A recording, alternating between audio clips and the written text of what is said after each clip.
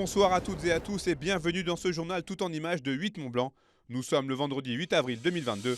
Au sommaire ce soir, alors que quelques 48 millions de Français sont appelés aux urnes ce dimanche pour le premier tour de l'élection présidentielle, les apprentis de l'école de la seconde chance à Vauglan, près de Chambéry, ont pu endosser le costume d'un candidat pendant plusieurs semaines. Au menu, élaboration de programmes, meetings et même débats. Et puis du patinage artistique avec les championnats de France interclubs qui se déroulent ce week-end à Annecy.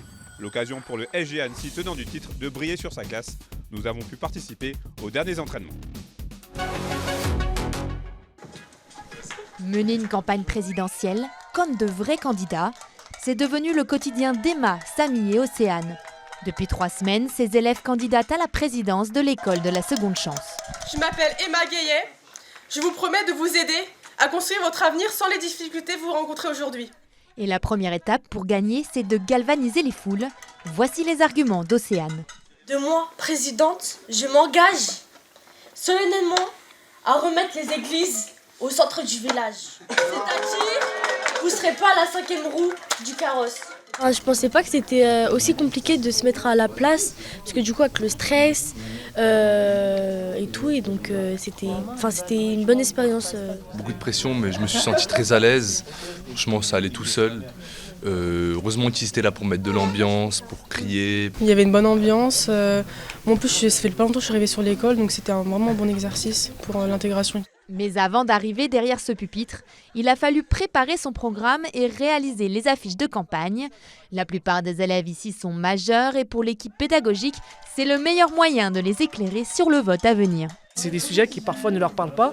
L'idée, c'était vraiment de les accompagner là-dessus pour qu'ils puissent avoir une meilleure compréhension pour pouvoir voter de manière beaucoup plus sereine. Et pour comprendre la construction d'un discours politique, ces élèves se sont essayés au débat radiophonique. Donc on va tout de suite commencer, rentrer dans le vif du sujet. Un exercice qui demande de maîtriser l'actualité et l'art de la rhétorique. Quelles sont vos mesures sur l'éducation ? Je propose la suppression de Parcoursup. Vous, c'est la gratuité pour tous. Voilà, c'est ça. Toutes les écoles gratuites, d'accord. Non, moi je suis pas de cet avis. C'est des compétences dans lesquelles on les accompagne un petit peu au quotidien par justement beaucoup de débats qu'on fait sur l'école. On récolte les avis de chacun, on laisse beaucoup la place à l'échange parce que justement donc, on part sur des jeunes qui ont quitté le système scolaire classique. Et nous, on va éviter de le reproduire. Donc s'il y a eu des échecs qui sont liés donc, à un manque de confiance, par exemple, ou à des difficultés scolaires, on va essayer de pallier ça. L'école de la seconde chance accompagne près d'une centaine d'élèves vers la réinsertion professionnelle. Cette semaine, ils ont saisi l'intérêt de remplir leurs devoirs de citoyens. Et depuis cet exercice, certains se disent enfin prêts à donner leur vote éclairé. Sur les bords du lac d'Annecy, les élus font leur possible pour tenter d'endiguer le phénomène de désertification médicale qui menace aujourd'hui de nombreuses communes rurales. À Douin, on s'apprête notamment à inaugurer dans quelques semaines une toute nouvelle maison de soins, tout simplement nécessaire pour tout un bassin de vie. Notre commune grandit, la commune de Douin a dépassé les 1000 habitants maintenant et on n'a pas un professionnel de santé sur la commune. Et cette maison de santé va servir pour la commune, mais va servir pour une partie des gens qui habitent Doussard, et une partie des gens pour la commune voisine et amie d'Entreverne, et aussi pour une partie de la commune de Saint-Joriot qui grandit aussi.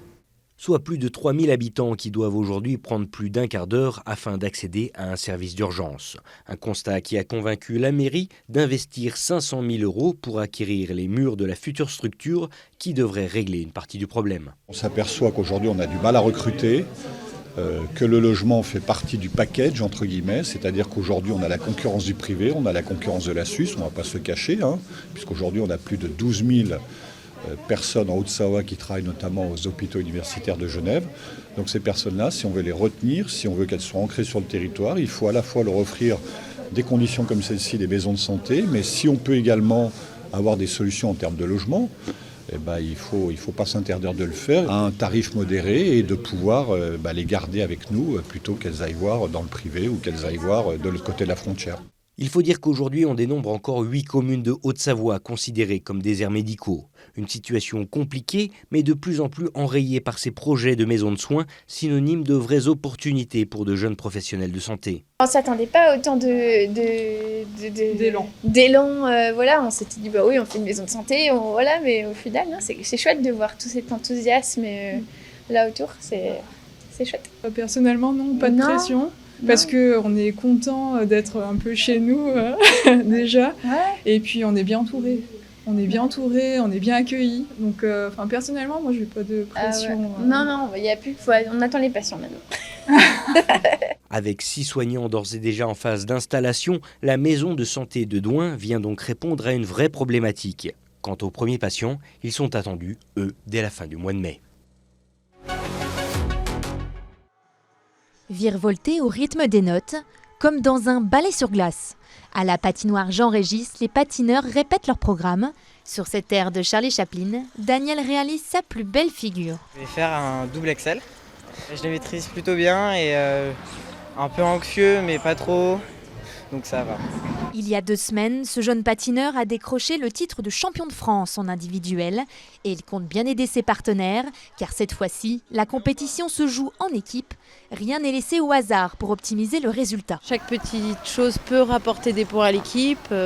Donc il y en a même qui participent parce qu'on sait que ça va rapporter 1 ou 2 points et que des fois ça se joue à 1 ou 2 points à la fin. Pour assurer la victoire, il va falloir se serrer les coudes. À quelques heures de la compétition, les coachs sont confiants, l'équipe est en forme. Ils sont bien préparés, on a fait un gala la semaine dernière, tout le monde a bien patiné, donc on ne s'inquiète pas, on est prêt. Après, c'est du sport. Le club d'Annecy Patinage a déjà remporté une dizaine de titres de champion de France. Elle espère en décrocher un nouveau à côté de ses titres internationaux. D'ailleurs, mardi prochain, Didier Lucine emmène aussi le jeune Corentin Spinard aux mondiaux de patinage en Estonie. Une compétition à suivre du 14 au 18 avril prochain.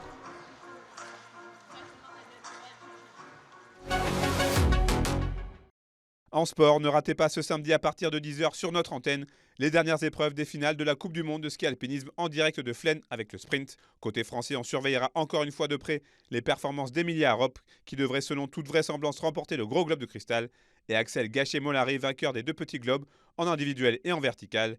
Chez les hommes, le suspense est encore total à l'aube de cette dernière course et on saura ce samedi qui de Michele Boscacci ou Thibaut Anselmet remportera le gros globe de cristal.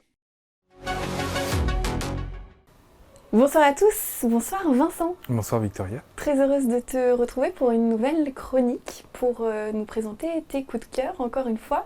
Avec quoi on commence ce soir ? Écoute, on en a parlé avant l'émission, il y avait beaucoup d'options, il a fallu faire des choix. Mais je suis très content de ce qu'on vient de décider de faire puisqu'on va d'abord commencer à partir au Japon avec les Dames de Kimoto. Les Dames de Kimoto, c'est un album qui est tiré d'un roman japonais qui va mettre en avant notamment Anna, cette femme qu'on voit ici.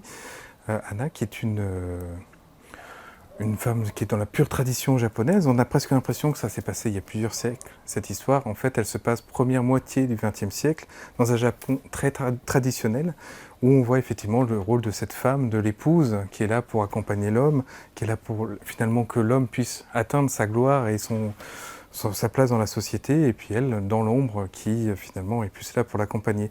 Cette tradition, cette place, cette condition de la femme au Japon, on va découvrir avec 3 générations, et notamment c'est Fumio, leur fille, qui elle a peut-être envie finalement de vivre une autre vie, de partir faire ses études et d'avoir un petit peu de modernité, qui va être aussi l'avancée dans ce première partie du XXe siècle pour pouvoir effectivement découvrir un autre Japon. Le Japon traditionnel, mais aussi le Japon qu'on connaît maintenant, qui est à l'inverse d'une hypermodernité, et on assiste petit à petit à sa transition, par le biais de 3 femmes, 3 générations, et c'est remarquable. C'est très écrit, c'est vraiment une lecture qui est consistante et qui prend du temps, mais c'est un voyage assez incroyable à faire au passage. Et on va continuer le voyage dans la boutique, Vincent. Je te suis pour le prochain coup de cœur. Quitte à parler de Japon, est-ce qu'on ne parlerait pas de manga ? C'est une bonne idée. En même temps, il me semble, on n'en parle pas souvent de manga, et on va parler d'un manga un petit peu particulier, parce que c'est un manga qui est fait par un Français, Michael Sans-Laville, il est même lyonnais, donc il n'est pas loin de chez nous. C'est pas la première fois qu'il travaille sur ce type de format, puisque c'est l'un des auteurs de Last Man, ça avait eu le prix de la meilleure série à Angoulême, ça a été adapté en série d'animation. Attention, info exclusive, il y aura une nouvelle série d'animation Last Man qui va arriver. Mais là, l'info qui nous intéresse aujourd'hui, c'est Banana Soul. Banana Soul, c'est un manga de sport. C'est aussi ce qu'on appelle du shonen. Donc le manga, traditionnellement, est catégorisé par tranche d'âge et par sexe dans sa construction. C'est comme ça qu'ils sont prépubliés dans des magazines au Japon. Et donc le shonen, c'est ce qu'on appellera du manga ado-garçon. Après, on a droit de ne pas être un ado et on a droit de ne pas être un garçon et de prendre beaucoup de plaisir à le lire. Banana Soul, on a même une héroïne, donc finalement on ne s'arrête pas du tout aux garçons. Une héroïne qui va être finalement un petit peu l'élite de la Soul. La Soul, c'est un sport de ballon. On aperçoit un ballon sur la couverture, donc ça va bien être lié à ça. Ça nous rappelle peut-être un petit peu des Olive et Tom qu'on appelle Captain Tsubasa, ou des mangas de volley ou autres qu'on a pu voir, sauf que là c'est bien effectivement français. Et la Soul, c'est un sport qui n'a pas de règles. Et c'est là que ça devient intéressant, c'est que ça devient du sport très visuel et même très, spectaculaire. Donc on respecte le format de lecture, on respecte un dessin dans des zones de gris, de noir et blanc, mais aussi un dessin extrêmement dynamique. C'est vraiment une des forces de Mickaël Sans-la-Ville, c'est qu'il a un dessin qui est époustouflant aussi pour ça. On est complètement pris captif en lecture par la dynamique de son trait. Mickaël Sans-la-Ville sera aussi un des invités de Sevrier BD, puisque c'est désormais dans un mois que le salon de la BD du Lac d'Annecy aura lieu, donc à Sevrier, d'où le nom. Et il sera un des représentants du manga et du Japon par ce biais, et il ne sera pas le seul. Il y aura des surprises au niveau du programme, mais voilà, c'est au passage l'occasion de vous annoncer ça. Quel suspense, Vincent. Bon, on sera amené à en reparler. Hein. On en reparlera, effectivement. On continue, je te suis pour la dernière BD, déjà, le dernier coup de cœur dont tu voulais mais pas des moindres. Hein. Un auteur qui s'est fait largement connaître du très grand public, Zep. Zep, on le connaît pour Titeuf, entre autres, mais c'est vrai que c'est de la bande dessinée d'humour, très jeunesse en point de départ. Là, c'est vraiment une lecture pour adultes, ados, adultes. Ce que nous sommes, le titre est très bien choisi, ça nous ramène à nous-mêmes, mais par le biais de la technologie. Notre point de départ, le personnage principal de l'histoire, fait partie de cette société, cette bourgeoisie qui a une technologie plutôt intéressante et captivante. Cette petite puce qui est incorporée à côté du cerveau, qui le relie à un serveur. Google stocke des données, là on a notre propre serveur où on a stocké, on a téléchargé des langues, on a téléchargé des films, des livres, on a une connaissance, une culture. On a juste à y réfléchir, on se connecte et voilà, on détient une culture extraordinaire et des connaissances. Tu apprends une langue en 15 secondes, c'est plutôt très pratique. Un petit grain de sable dans le rouage, il va être déconnecté, il ne comprend pas tout à fait ce qui se passe, des vertiges, et cette déconnexion va le ramener à sa propre condition d'être humain. Et finalement, est-ce qu'il sait même simplement lire une fois qu'il a plus cet apport finalement qui est numérique, qui est technologique. Et ce que j'ai trouvé formidable dans cet ouvrage-là, c'est que c'est un ouvrage qui va amener plein de questions par rapport à la technologie, par rapport à cette modernité et tout ce qu'elle peut apporter, mais aussi finalement à notre propre condition humaine. Et une des grosses valeurs de ce titre-là, c'est que d'habitude la science-fiction, notamment sur des thèmes comme ça, un peu à la Black Mirror, c'est assez plombant, voire vraiment déprimant. Et Zep, au contraire, il a mis une once d'espoir dedans, puisque l'humain reste plutôt la solution que le problème, ce qui est d'habitude le cas.